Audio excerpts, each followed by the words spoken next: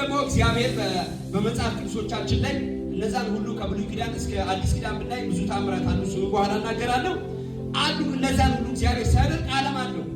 የመጀመሪያው በመጽሐፍ ቅዱሳችን የተጻፉት የተአምራት ዓላማ ወደ ክርስቶስ የሚመሩ ናቸው። ይህን እንዳትረሱ። የትኛውም ተአምር ወደ ክርስቶስ የሚመራ እንጂ ክርስቶስን የሚያስንቅ አይደለም። ብዙ ሰዎች ተአምር ተቀብለው ተአምር ሰጪውን ጥለው ተአምሩ ላይ ቀርተው ተአምሩ ምንም ሳያደርጋቸው ቀርተዋል። ትዝ ካላችሁ የእስራኤል ሕዝብ ከተሻገረ በኋላ ከየነገዱ አንዳንድ ሰው አለና መታሰቢያ ወይንም ምልክት እንዲሆን አንዳንድ ድንጋይ ከየነገዱ 12 ድንጋይ ምልክት እንዲሆን አድርጓል። እንግዲህ ይሄ ድንጋይ እንደተሻገሩ እግዚአብሔር ከነሱ ጋር እንዲሆን ምልክት እንጂ ማምለክ ያለ ብዙ ሰዎች ድንጋዩ ላይ ቀርተዋል። ድንጋዩ ምልክት የሰጠውን አምላክ ነው።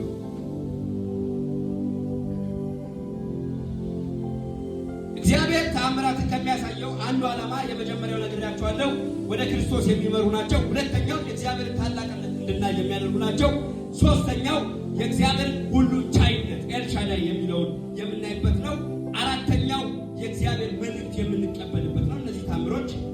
አምስተኛው እግዚአብሔር ለኛ እምነት የሚሰጥበት ወደ ራሱ የሚያስጠጋበት ምልክቶች ናቸው። እንግዲህ ቅድም እንዳልኳችሁ ሁለት አይነት ተአምር ነው በምድራችን ላይ፣ ከዛ ውጪ ተአምር የለም።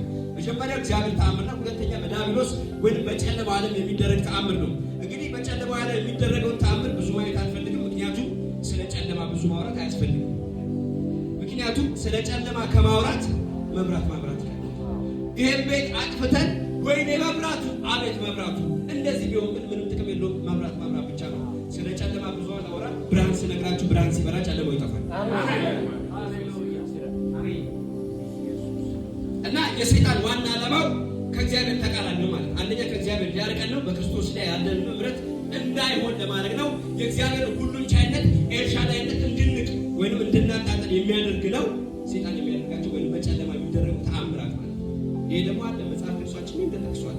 ቀጥሎ የምናየው ነገር ስለሆነ ግር እንዳይላችሁ። እንግዲህ በመጽሐፍ ቅዱሶቻችን ውስጥ ብዙ ተአምር ተጽፏል። በቁጥር ከ120 እስከ 168 የሚሆኑ ተአምራት ከብሉይ ኪዳን እስከ አዲስ ኪዳን አሉ።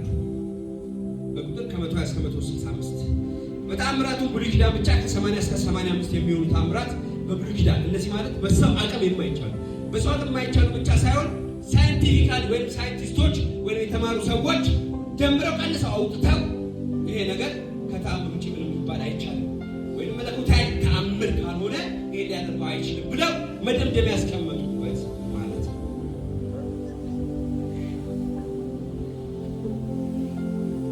እሺ እንዳልኳችሁ በብሉይ ኪዳን ከ80 እስከ 85 በአዲስ ኪዳን ደግሞ በክርስቶስ ኢየሱስ ከ37 እስከ 40 የሚሆኑ ተአምራት ተደርገዋል።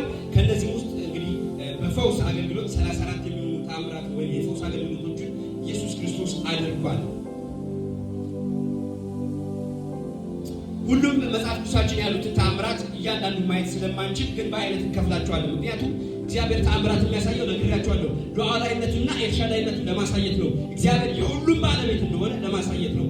እና አንደኛው በተፈጥሮ ላይ እግዚአብሔር ተአምርን ያደረገበት የተፈጥሮ ጌታ እንደሆነ ያሳየበት በመጽሐፍ ቅዱሳችን አንደኛው ቅድም የነገርኳችሁ የቀይ ባህር መከፈል ነው። የቀይ ባህር መከፈል አንዱ ተአምር ነው። ሌላኛው ደግሞ በጣም የገረመኝ ፓርት አለ። ትንሽ እሷ ላይ ቆየት እንላለን።